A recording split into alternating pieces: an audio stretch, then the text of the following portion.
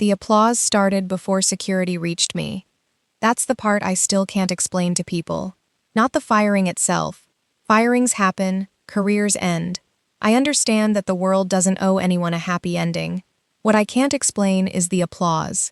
300 of my colleagues, standing beneath the glass atrium of Arden Global Developments, clapping along with Lenora Pike's voice as she read my name off a teleprompter, like it was a corporate achievement instead of an execution. I had walked into that atrium, believing I was about to present the final community impact plan for Harbor House. I had a flash drive in my blazer pocket with 11 months of work on it. Architectural renderings, vendor contracts, letters from families who'd already signed up for the affordable studios. I had rehearsed my opening line in the elevator. I was going to say that Harbor House wasn't a real estate project. It was a promise, and I intended to keep it. Instead, Lenora Pike walked onto the stage in my place, adjusted the microphone to her own height, and told 300 people that an internal investigation had uncovered unauthorized spending, missed deadlines, and manipulated vendor contracts, all tracing back to me. My photograph came up behind her. Not a bad photograph, which somehow made it worse. I looked competent and pleased with myself in it, the exact expression of a woman who had no idea her life was about to end. Beside my photo, spreadsheets appeared, red numbers circled, my name stamped across the header of documents I had never seen before. I opened my mouth to say that none of this was true, and discovered my microphone had already been cut. I could see my own lips moving on the screen above me. Silent, absurd, like a nature documentary about a woman losing her career. Security appeared at my elbows before I'd even processed what "escort her from the building" meant as a phrase directed at me. I remember trying to keep my voice level, asking to see the evidence, refusing to sign anything they pushed toward me on a clipboard. My hands were shaking too hard to hold a pen anyway, so it didn't matter. I made the guard carry my project tube himself, the long cardboard cylinder with the Harbor House renderings inside, because I would not trust my own fingers with it. People I had mentored looked at their shoes. Someone, I didn't turn to see who, reached up to the project display near the elevators and peeled my name badge off the plaque before I'd even left the floor. Like leaving it up another 30 seconds might be contagious. I remember thinking, absurdly, that I'd chosen the font on that plaque myself, had spent an entire lunch break arguing with a printer about kerning, and now watched it disappear into someone's jacket pocket like evidence at a crime scene. I looked for a friendly face and didn't find one. I looked, instead, at the executive balcony above the atrium, where Conrad Arden stood with his hands folded in front of him, watching the floor of his own company applaud the destruction of a decade of my work, with an expression as neutral as a man watching rain. Beside him stood a woman I recognized, though we had never properly spoken. Celeste Arden, the founder's daughter. I had seen her photograph in the company newsletter more times than I'd seen her in person, always in expensive, understated clothing, always slightly apart from whatever room she stood in, like an heirloom on display rather than a person attending an event. She was not smiling. She was not, as far as I could tell in that blur of humiliation, surprised. I would think about that detail for weeks afterward. Everyone else in that atrium had the decency to look shocked. Celeste Arden looked like she already knew. They walked me out through the lobby in front of the security desk, past the fountain, past the wall of framed magazine covers celebrating Arden Global's various triumphs, and deposited me on the sidewalk beneath a gray sky that had apparently decided to start raining exactly when I needed it least. My badge had already been deactivated. I discovered this when I instinctively reached to tap back in, some muscle memory refusal to accept that the last 10 years of my life were now behind a door I couldn't open. The little red light blinked at me like it was almost sorry. I stood under the corporate awning holding a cardboard box of my belongings, a coffee mug, a cactus that had survived worse office politics than this, a stack of thank you notes from Harbor House vendors, and the small architectural model of the finished project that I'd built myself over 3 exhausted weekends. Somewhere in the escort down 11 floors, the model's rooftop greenhouse had snapped off. I held the broken piece in my closed fist, like it might still be repaired if I just didn't let go of it. My phone was already buzzing. Messages from coworkers too nervous to have defended me in the room, but brave enough to text now that no one could see them do it. A news alert, already, with my name in the headline. I hadn't even left the building 15 minutes, and the story had a headline. I was trying to figure out which direction had a bus stop that wouldn't require me to walk past the building's front windows when I heard heels on wet pavement behind me, moving fast, without an umbrella. "Ms. Bell." I turned, expecting a lawyer, or worse, a reporter. Instead, I found Celeste Arden, still dressed for the executive presentation, her silk blouse already soaking through at the shoulders, her hair beginning to curl in the rain in a way that made her look, for the first time since I'd known of her existence, like an actual human being instead of a photograph. "If you're here to ask me to sign something," I said, "you can tell your father I'm not interested. I'm not here for my father. Then I don't know why you're here. Because what happened in there was a lie." Her voice was calm, precise, the voice of someone accustomed to being believed the first time she said something. "The numbers on those screens were changed after you submitted them. I know that because I've seen both versions." I stared at her. Rain was running down the back of my collar. "How would you know that?" "Because I asked to see both versions. Months ago." She said it like a confession she'd been carrying, and was relieved, finally, to put down. "Harbor House was never going to survive this month, Ms. Bell. My father intends to announce a casino redevelopment agreement for that waterfront property in 21 days. Your firing wasn't an accounting problem, it was scheduling." I laughed, and it came out uglier than I meant it to. "So I got fired on a timetable." "Yes?" At least she didn't pretend otherwise. I'll give her that, even now, even knowing everything that came after. Celeste Arden has never once, in all our history, insulted me by pretending a hard truth was softer than it was. "I can offer you access to a development fund my family doesn't control as tightly as they think," she said. "Independent legal counsel. The original, unaltered financial records. Temporary authority over a subsidiary company that isn't on anyone's radar. Enough if we move immediately, to finish enough of Harbor House in the next 21 days to prove publicly that it works, that it was never the failure they're calling it." I should tell you that I said something clever here. I didn't. I said I don't even know you, which felt inadequate to the size of what she was offering, and also entirely true. "No," she agreed. "You don't. I'm not asking you to trust my name, Miss Bell. My name is the reason you're standing in the rain, holding your job in a box. I'm asking you to help me destroy what that name has become." Something in the box shifted, and I looked down to find the broken half of my Harbor House model tipping toward the wet pavement. Before I could catch it, Celeste knelt, in her silk suit, on the soaked sidewalk, without a second's hesitation, and gathered the fallen piece in both hands like it mattered. "This is good work," she said, turning the little rooftop greenhouse over in her palm, rain beating on the tiny glass panes I'd cut myself with an X-Acto knife at 2 a.m. "I've read your proposal for it, 3 times. I didn't know what to do with the fact that the CEO's daughter had memorized my rooftop garden plans. I still don't, some days. "I'll look at the evidence," I said. "That's all I'm agreeing to." "That's all I'm asking you to agree to today," she said, and something about the way she said today told me she expected to be asking for more later, and that she already knew I would eventually say yes to it. Before we return to the story, a quick note for my lovely viewers. While this YouTube series keeps things safe, my Patreon is where the real fun happens. That's where you'll find completely uncensored GL stories, much hotter exclusive videos, and bolder adventures that are just too spicy for YouTube. If you want the full, no-limits experience, and to support more of this kind of storytelling, the Patreon link is in the description below. She took me to an all-night diner 3 blocks from headquarters, the kind of place with laminated menus, and a waitress who called both of us Han, without seeming to notice or care that one of us had just been fired on television-sized screens, and the other was heir to a real estate empire.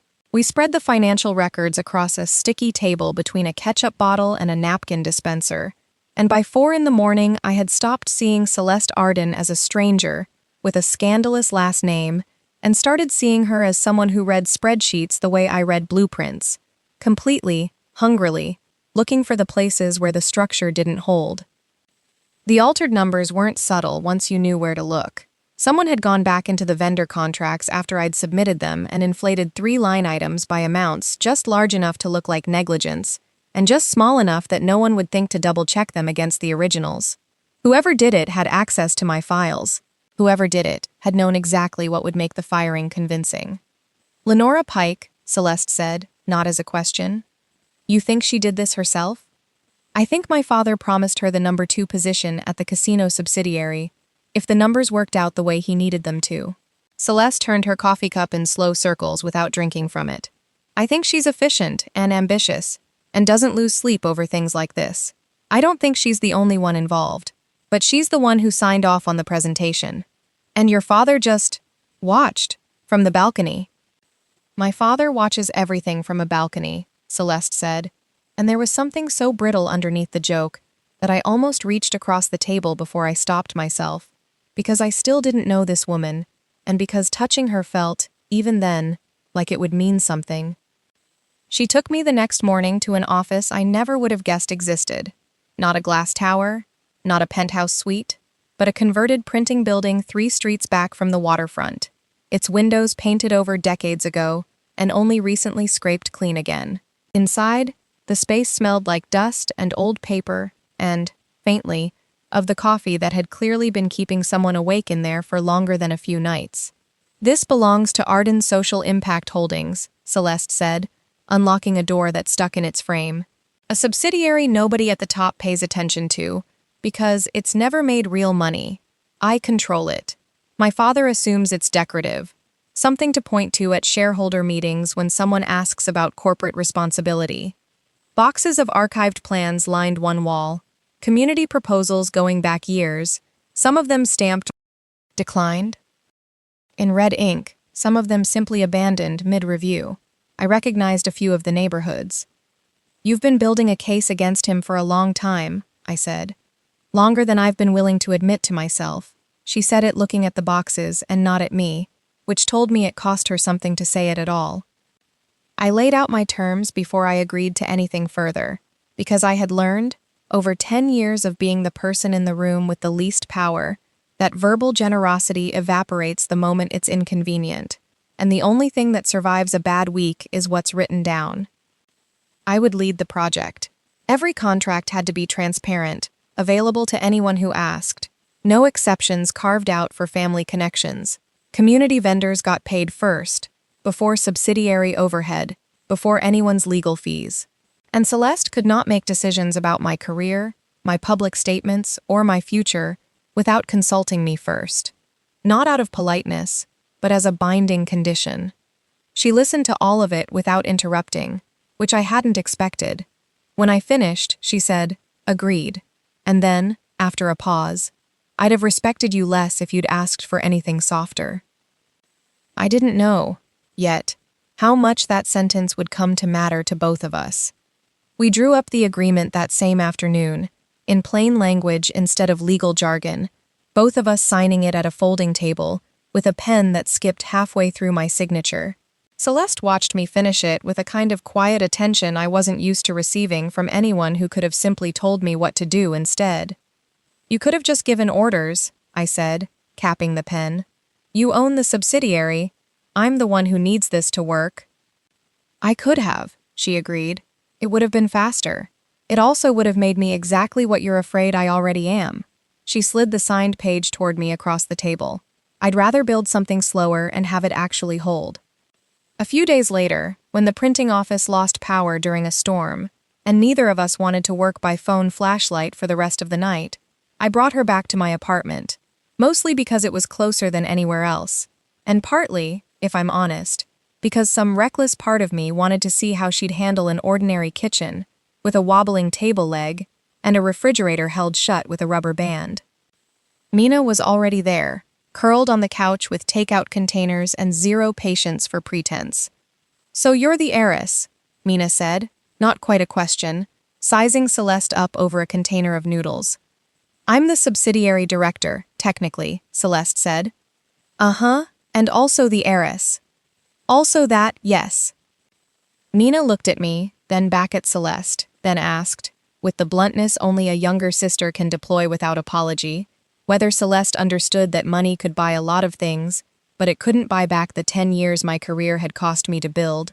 or the fact that I'd have to rebuild trust with an entire industry that had watched me get walked out in disgrace. Celeste didn't flinch from the question the way I half expected her to. "I don't think money buys any of that back," she said. "I think the only thing that does is time, and proof, and doing the work in front of people who doubted her. That's what I'm trying to help make possible. Not to replace what she lost, just to make room for her to rebuild it herself." Mina studied her for a long moment, the way she studies anyone she's deciding whether to trust with something that matters to her. "Okay," she said finally, handing over a carton. "Eat something. You look like you haven't in days." It was such a small, ordinary gesture, and it undid something in me anyway, watching my sister, who trusted almost no one on site, hand a fork to the woman I was falling for like it was nothing at all. The 21 days that followed are difficult to describe in order, because they didn't feel like days so much as one long, unraveling thread of exhaustion, small victories, and a woman I was falling for despite every instinct telling me not to. We spent one long night in that same all-night diner, going back through every falsified line item until the sun came up pink over the parking lot, and Celeste fell asleep sitting upright with a pen still in her hand, and I didn't wake her for 20 minutes because I didn't want to. We went out to the terminal itself, the real harbor house, not the rendering. For the first time together on a gray afternoon that smelled like salt and rust. Scaffolding still wrapped the east wing where the community kitchen was supposed to go. Broken windows let the wind through the half-finished theater. Celeste walked through it slowly, hands in her coat pockets, and I watched her notice things. The chalk marks where I'd sketched the stage dimensions directly onto the concrete, the community mural half-painted on the loading dock wall, the pencil height marks a group of neighborhood kids had made against a support beam, tracking how tall they'd grown across the 2 years the project had already been underway. "You built all of this out of an abandoned building," she said, and it wasn't really a question. "I didn't build it. I designed the frame. The neighborhood built the rest. I ran my hand along the mural's edge. That's the whole point. It's supposed to be theirs before it's anyone's investment." "My father would call that inefficient," Celeste said. "Your father would be wrong." She laughed, a real laugh, surprised out of her, and I realized it was the first time I'd heard the sound at all. We took the ferry across to meet with a community organizer who'd threatened to withdraw his support after the scandal broke, and standing at the rail with the wind taking her hair apart, Celeste asked me why I cared this much about a waterfront neighborhood I hadn't grown up in. "Because nobody built anything for the neighborhood I did grow up in," I said. "Everything that got built there got built to be sold to someone richer, and then we got priced out of it. I don't want that to happen here. I want people to be able to stay in the place they helped make good." She was quiet for a long moment, watching the water. "I grew up in the kind of place that gets built," she said finally. "Never the kind that gets torn down to make room for something better. I didn't understand until recently that both of those things can feel like losing your home." The ferry horn sounded somewhere behind us, and gulls scattered off the rail. Celeste kept her eyes on the water a moment longer before she said, "I saw you before all of this. Before the firing. Before the diner." "What do you mean, saw me?" "There was a board presentation 7 or 8 months ago. A director wanted to strip the affordable studios out of Harbor House and replace them with short-term luxury rentals. He called it optimizing the yield." She said the phrase with distaste, like it left a bad taste even secondhand. Everyone in that room looked at my father before they said anything, waiting to see which way he was leaning before they committed to an opinion. You didn't. You looked at the people sitting in the gallery, the actual artists who were going to lose their studio space, and you argued directly to them, not to him. "I don't remember you being in that meeting. I wasn't supposed to be memorable in it. I sat in the back and said almost nothing, which is what I usually do." A small, rueful smile. "But I remembered you. I started reading your project reports after that. Not officially. I didn't have a reason anyone would accept. I went to 2 of the community planning meetings for Harbor House myself, in the back row, in clothes that didn't look like mine, and no one recognized me. I felt something complicated move through me. Hearing that, flattered, and unsettled in equal measure. You were watching me for months before we ever spoke. I was watching the project, and you, inside it." She glanced at me, careful, like she understood exactly how that sounded out loud. I'm not telling you that to be romantic.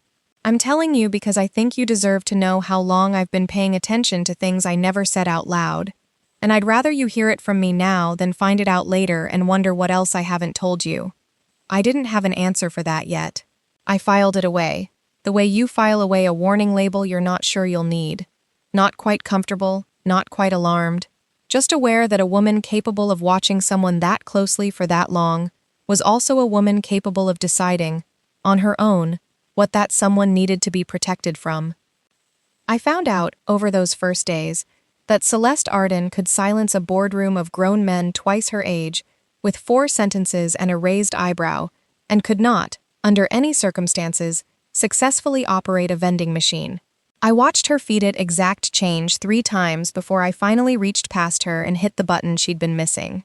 "It's clearly broken," she said, with the dignity of someone who has never once been wrong about anything in her life, glaring at the machine like it had personally insulted her family name. "It's $1.50 and a button. You run a company." "I don't run the company. I'm displayed by the company. There's a difference." She said it lightly, but I heard the years underneath it. We spent an entire afternoon at a crowded hardware warehouse arguing over budget line items until we were both laughing too hard to finish the sentence. She'd insisted a particular fixture was reasonably priced for what it was, and I'd held up the receipt and asked her, with real affection, whether she'd ever once in her life looked at a price tag before this project, and she'd admitted, straight-faced, that she genuinely hadn't, not since she was a teenager, and somewhere between her confession and my disbelief we ended up doubled over near a display of clearance doorknobs, drawing looks from a very confused store employee. She remembered the name of every single vendor at the hardware warehouse, where we went to source materials the company had blocked us from purchasing through normal channels, remembered their kids' names, their delivery schedules, whether they preferred cash or invoice. She took off $400 shoes without a second thought to help sweep concrete dust out of the theater before the volunteers arrived, and when I laughed at her bare feet on the cold floor, she threw a broom bristle first in my direction and told me to make myself useful. She hated being touched without warning. I noticed her flinch, almost imperceptibly, the first time a well-meaning volunteer clapped her on the shoulder, but by the second week she had started reaching for my hand during the parts of city council prep that made her jaw go tight, and I let her, and neither of us mentioned it out loud, though I noticed she always let go first, like she was still testing whether the gesture would be welcomed twice. She brought me coffee from a gas station down the block every morning and insisted, completely straight-faced, that it was artisanal. I fixed a tear in the sleeve of her very expensive coat with a $5 sewing kit from my apartment, and she watched my hands work the needle like she'd never seen anyone repair something instead of replacing it. We ate cold takeout sitting on the edge of the unfinished theater stage more nights than I can count, arguing about permit language and, eventually, about nothing at all. She fell asleep once with her head against a stack of blueprints, and I found the construction blanket from the site trailer and put it over her shoulders instead of waking her, and stood there longer than I needed to, just looking. I taught her how to paint a wall without ruining her sleeves.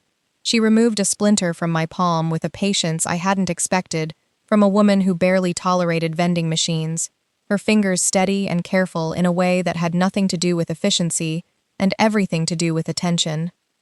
The night we finally secured the greenhouse permit, after 3 rejected applications, after a city clerk who clearly enjoyed making us wait, a storm broke over the terminal just as we finished bolting the last support beam into place under the work lights.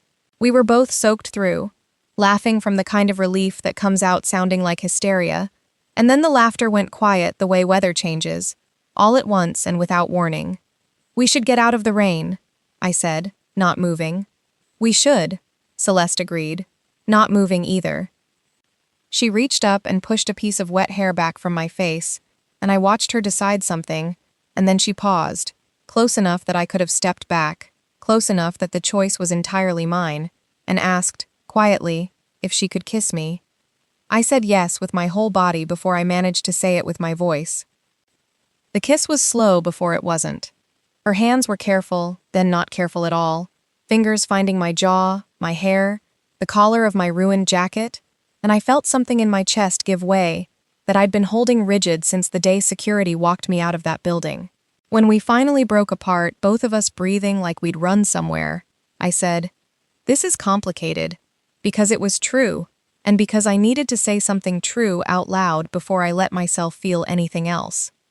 "I know," she said. "We can stop." I kissed her again instead of answering, and that, more than anything she said that night, was my answer. I want to tell you the gala went well. It did not exactly, though it also worked, which I've since learned are not always the same thing to where the Arden family is concerned. I attended the Arden Foundation Gala, not as anyone's date, but as the acting director of the Independent Harbor House Initiative, a title Celeste had insisted on printing on my name card in full, over the objections of an event coordinator who clearly thought my presence there at all was an oversight someone would eventually correct. Former coworkers wouldn't meet my eyes across the ballroom. Lenora Pike found me near the bar and told me, with the particular calm of someone reciting a rehearsed line, that she hoped I understood there was nothing personal in what had happened, that decisions of that scale were structural, not individual. I told her that structural cruelty was still cruelty, it just had better lawyers, and walked away before she could compose a response. Conrad Arden found me a few minutes later, which I should have expected, and somehow hadn't braced for. He was, as advertised, charming in the way that charisma becomes when it's been polished over decades of getting exactly what it wants. He told me he admired ambition. He told me the company would be willing to offer a generous settlement, a strong reference, a clean exit, if I simply agreed to stop asking questions about Harbor House's finances. When I declined, his tone didn't change at all, which was somehow more frightening than if it had. He mentioned, almost as an aside, that professional licenses could be complicated things to keep, once certain allegations were on record. "You're a talented woman, Ms. Bell," he said, swirling the ice in his glass like he had all the time in the world. "It would be a shame to see that talent wasted fighting a battle you can't win. My daughter has a habit of collecting causes. She tires of them eventually. They always do." Is that a threat or a prediction? It's an observation from a man who's watched her do this before. He smiled, the kind of smile that had probably closed 1,000 deals. "Take the settlement, rebuild somewhere quieter. You'll thank me in a year." I told him, as evenly as I could manage with my pulse hammering in my ears, that I didn't need a year to know what I thought of an offer that came wrapped in a threat, and walked away before he could answer, my hands cold around the stem of a champagne glass I hadn't touched all night. I found a quiet corner near the terrace doors afterward, needing a minute away from the noise, and caught Lenora Pike watching me from across the room, with an expression I couldn't quite name. Not triumph, exactly. Something closer to calculation, like she was recalculating odds she'd been confident about a week earlier. I found Celeste across the room, laughing at something a board member said, composed and radiant and utterly unreachable, playing the role of the loyal daughter with a skill that frightened me a little, because I understood, watching her, how long she must have been practicing it. Later, a nervous former accountant I'd mentored years ago pulled me into a side hallway near the kitchen and told me, in a whisper, that she'd been asked to adjust 3 vendor contracts the week before my firing and had kept an unaltered copy on a personal drive because something about the request had felt wrong, even before she understood why. Celeste and I ended up hiding from Conrad's security detail in a narrow service corridor behind the kitchen, both of us pressed into the same small space between a rolling cart of linens and a fire extinguisher, listening to footsteps pass. She put her hand lightly over my mouth when the footsteps slowed near the door, and I felt her own breath catch at the same moment mine did, both of us suddenly uncomfortably aware of how close we were standing. "This is a terrible place for this," she whispered, and I understood exactly what this meant even though neither of us said it plainly. "Later," I said, and she nodded, and we didn't kiss, because the footsteps hadn't fully faded, and because some things are worth waiting for, even when your whole body disagrees with the plan. We got the accountant's files out of that gala. We didn't get anything resembling peace. There was a night, about 2 weeks in, when I nearly walked away from the whole arrangement over something smaller than what eventually broke us, which in hindsight should have told me something about the shape of the crack that was already there, waiting. We'd argued on a train platform after a meeting with the city's permitting office had gone badly, Celeste pushing to fast-track an approval by leaning on a contact her family had cultivated for years, and me refusing to let her use that kind of leverage, even when it would have saved us 4 critical days. "You'd rather lose the timeline than take a shortcut," she said, frustration cutting through her usual composure for the first time since I'd known her. "Some of us don't have the luxury of being that principled on a schedule this tight." "That's exactly the problem," I said. "The whole reason Harbor House is worth saving is that it doesn't get built on shortcuts and favors. If we save it by doing what your father does, we haven't saved anything. We've just changed whose name is on the deal." The train came before either of us could soften what we'd said. I got on. She didn't follow me into the car, and for one entire, furious, tired night, I let myself believe I would simply finish this project on my own terms and walk away from her once it was done, the way I'd always planned to walk away from every powerful person I'd ever had to work beside.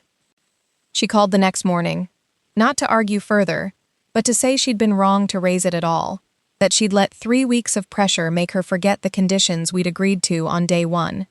It wasn't a grand gesture. It was just an apology, plain and specific, and it was enough to get us back to the site together by noon. I bring this up now because it's easy, looking back, to think the real betrayal came out of nowhere. It didn't. There were small warnings the whole way through, moments where Celeste reached instinctively for control instead of consultation, caught herself, and pulled back. I noticed them. I chose to trust that she was learning faster than she actually was. The rupture came 4 days before the hearing, and it came from Celeste, not from a stranger's lie. I found the email by accident, a message thread Celeste had forwarded to her legal team weeks earlier, before the firing, discussing the likely personnel action against a project coordinator whose name I recognized as my own, dated 11 days before Lenora Pike ever took that stage.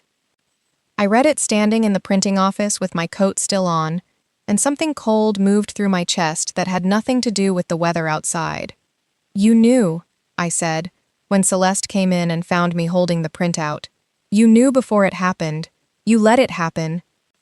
She didn't try to deny it, which somehow made it worse, because I understood immediately that she'd been waiting for this conversation for weeks, rehearsing it the way she rehearsed board meetings, and had decided, apparently, that the truth delivered calmly would hurt less than the truth delivered in a panic. It didn't. "I suspected it," she said.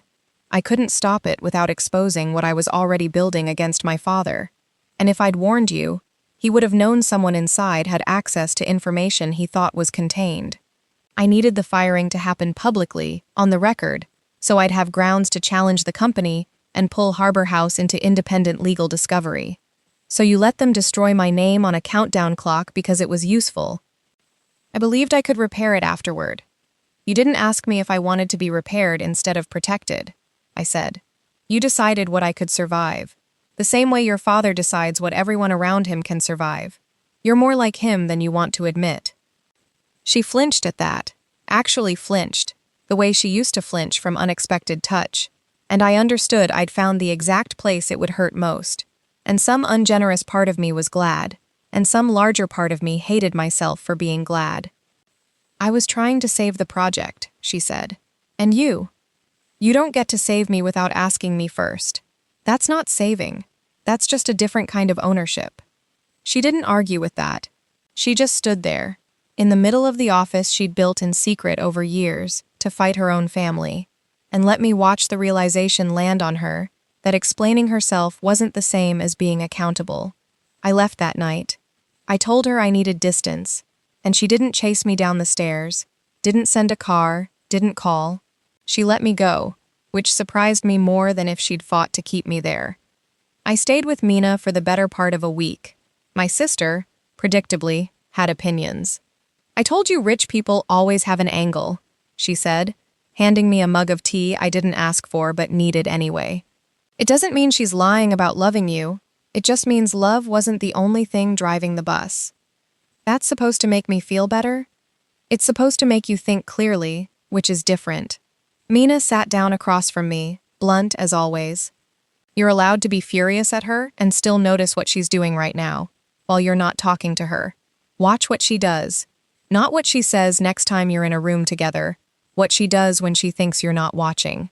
I nearly took a job in another city that week. A firm 2 states away had reached out after seeing my name in the news, not because they believed the accusations, but because scandal apparently makes a person interesting to certain employers, which is its own kind of ugly. I sat with the offer letter for 2 full days, genuinely considering whether Harbor House, and everything it had cost me, was worth finishing. It wasn't only about Celeste, if I'm being honest with you the way I've tried to be honest through all of this. It was about the sick, familiar feeling of discovering that even the people who seemed to see me clearly still ended up deciding, on my behalf, what I could handle. I'd spent a decade making myself smaller and more agreeable, so that powerful people would eventually respect me enough to include me in their decisions. Celeste had included me in almost everything, except the one decision that mattered most, the one about my own name and my own humiliation. Finding that out didn't just break my trust in her.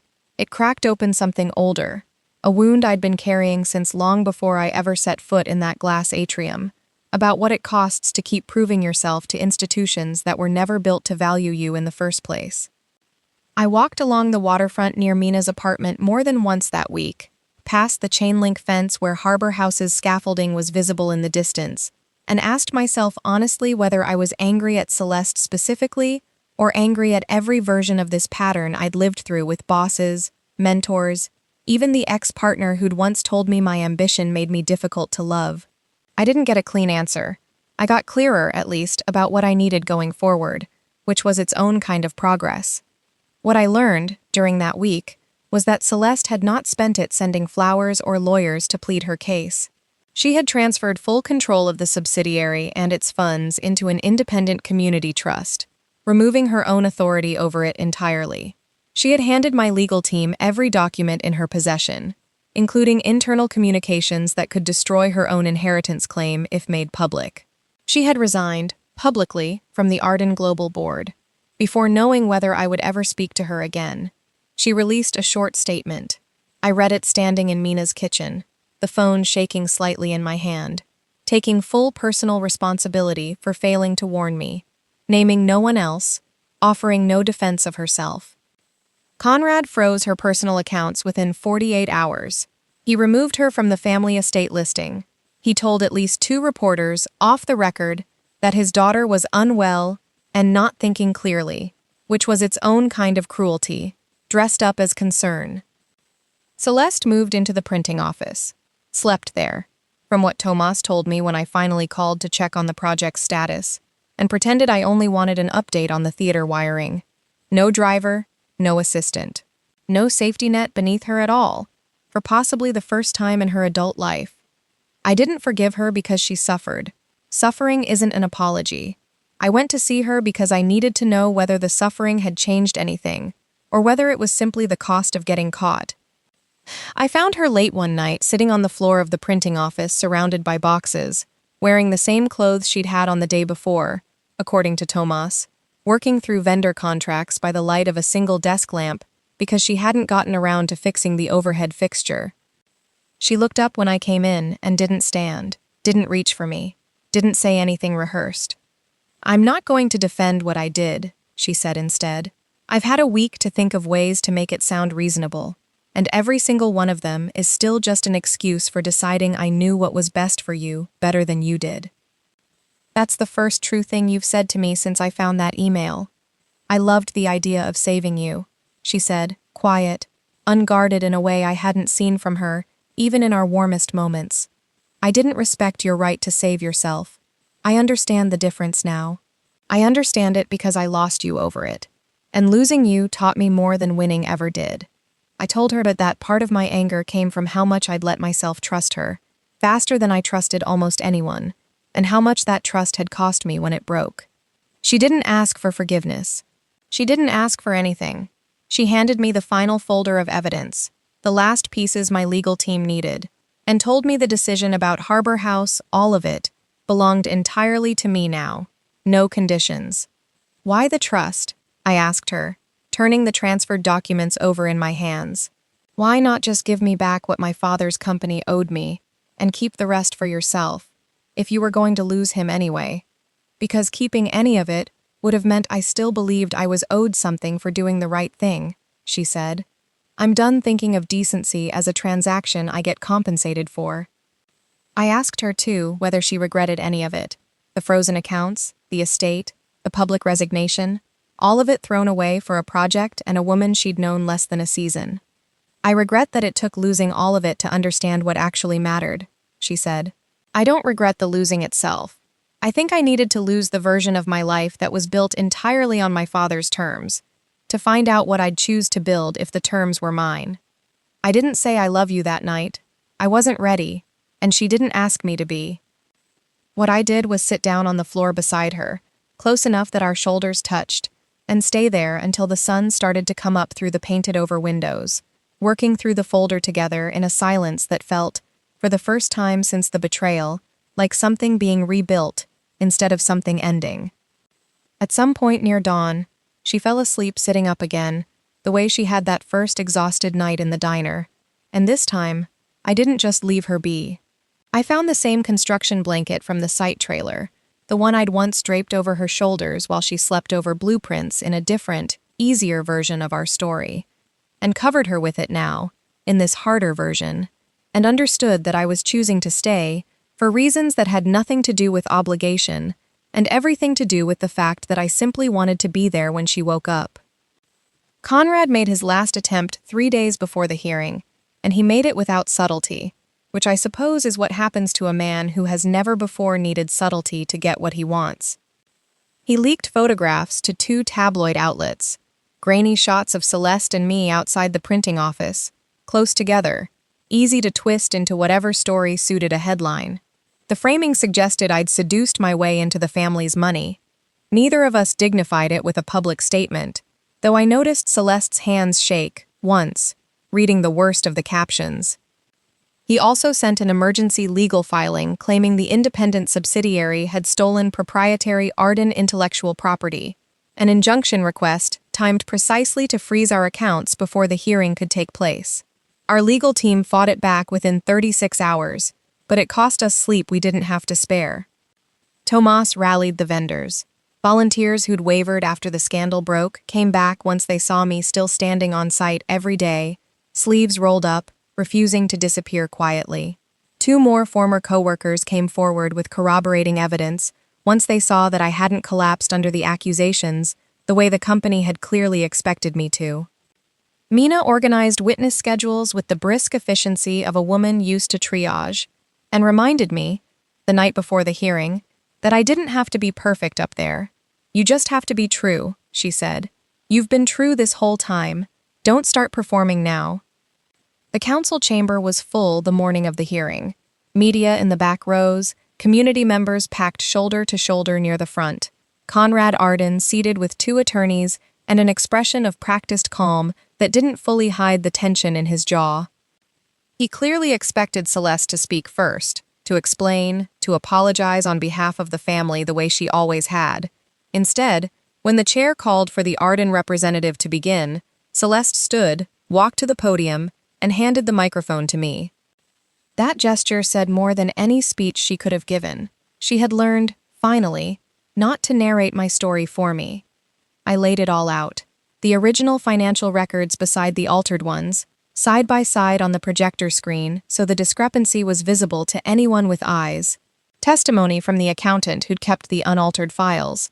Statements from vendors who'd been paid late, or not at all, once the casino rumors started. The internal timeline proving my firing had been scheduled to clear the way for a redevelopment agreement, not triggered by any actual misconduct. I watched Lenora Pike's composure crack, just slightly, when the accountant's statement was read into the record. The first time I'd seen anything other than professional calm cross her face in all the weeks I'd known her existed. She didn't look at Conrad. She looked at her own folded hands, and I found, to my own surprise, that I didn't feel triumphant watching it. Just tired, and a little sad, the way you feel watching anyone realize too late what they've traded away for a promotion that was never guaranteed to arrive. I talked about Harbor House itself, not in the language of investment returns, but in the language of the people who'd shown up every weekend to paint murals and plant garden beds even after the company tried to bury the project. I talked about what it means when a company treats a neighborhood as an obstacle instead of a constituency. I kept it short. I'd learned over the last 3 weeks that the truth doesn't need decoration to be persuasive. It just needs to be heard. Conrad, when his turn came, didn't dispute the numbers. He attacked his daughter instead, telling the chamber that Celeste had thrown away her family, her name, and her inheritance for a woman she'd known less than a month. Celeste's voice, when she answered, was steadier than I'd expected. Steadier than I think even she expected. She said that Nora Bell had never asked her for anything she hadn't earned herself. She said she was choosing accountability over the comfort of her father's version of loyalty. And then, in front of the cameras, in front of the board members who'd spent years assuming she was simply waiting to inherit her place, she signed over her remaining voting shares into the community trust protecting Harbor House. I stood up, when it was clear what she'd done, and told the chamber plainly that I hadn't asked for her fortune and didn't need it. What I wanted, I said, was a partner who stood beside me instead of in front of me.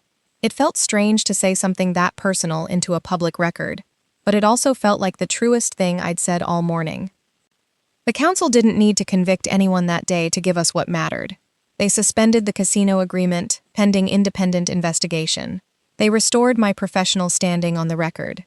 They granted the community trust full authority to complete Harbor House on its original terms.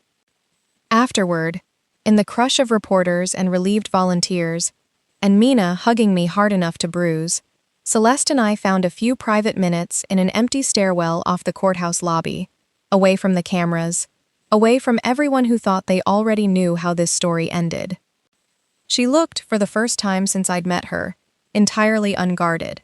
No polish, no rehearsed composure, just a woman afraid that I might choose the project and walk away from her anyway. I let the silence sit longer than was comfortable, because I needed her to understand that trust doesn't get repaired by a single good day in a hearing room. It gets repaired slowly, through choices made when no one is watching and nothing is at stake but honesty. I'm not going to pretend the last few weeks didn't happen, I told her. I'm not going to pretend it didn't hurt, but I watched what you did while I wasn't speaking to you. I watched you give up everything you had, instead of asking me to forgive you for free. I don't expect forgiveness to come with conditions attached, she said. I just want the chance to keep earning it. Good, I said, because that's the only kind I trust. And then I told her I wanted to rebuild it with her. Not the company, not the fortune she'd just signed away, but whatever came next, together, on equal footing. The kiss that followed was nothing like the one in the rain outside headquarters, nothing like the one under the work lights during the storm. It was slower, surer, both of us choosing it with our whole selves instead of stumbling into it. Celeste cried, quietly, for the first time since I'd known her, and I was the one who held her through it, which felt like its own kind of justice, after everything. In the months between the hearing and the opening, Celeste and I built something slower and steadier than either of us had expected to find on the other side of everything we'd survived. We didn't move in together right away. We didn't announce anything to the press, though the press found us anyway, eventually, and ran a much kinder headline than the one that had started all of this.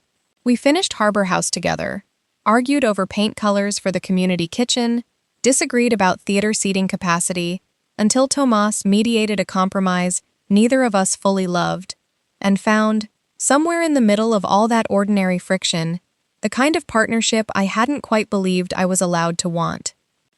Celeste founded a small ethical development consultancy out of the same printing office where she'd once slept alone among boxes, this time with a real staff, real funding from investors who cared more about community outcomes than casino margins, and my name on the letterhead beside hers, exactly as an equal. Her relationship with her father never repaired.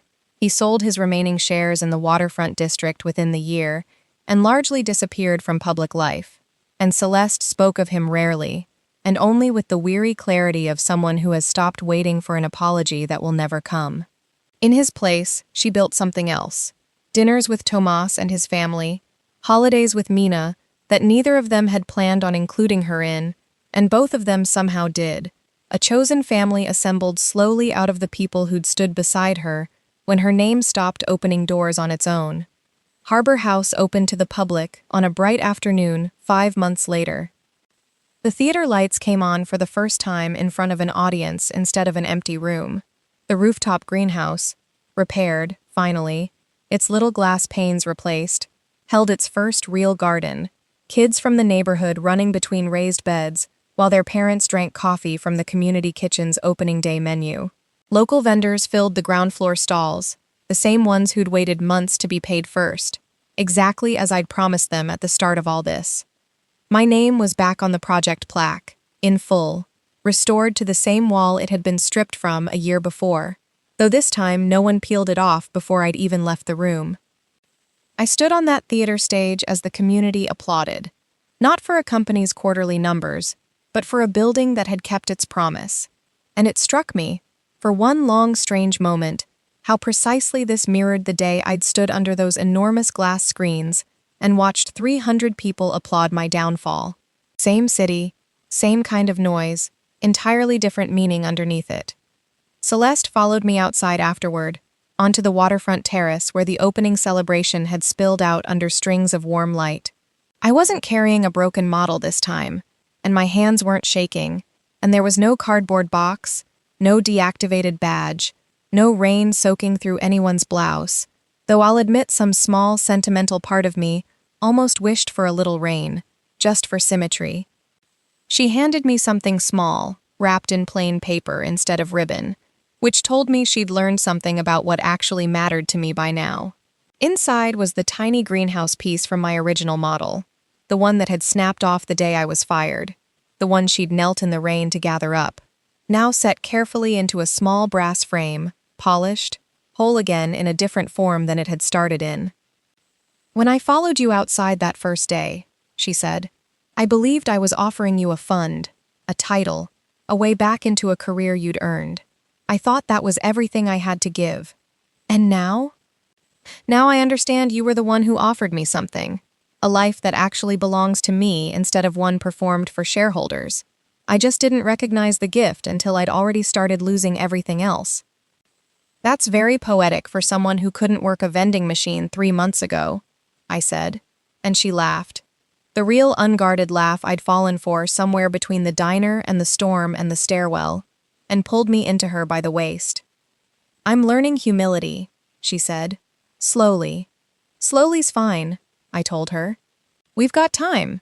Below us, the volunteers who'd painted the loading dock mural 2 years earlier had brought their kids to see it finished and framed under real gallery lighting for the first time, and I watched one of them press a small hand flat against the glass over the mural like she was checking it was real.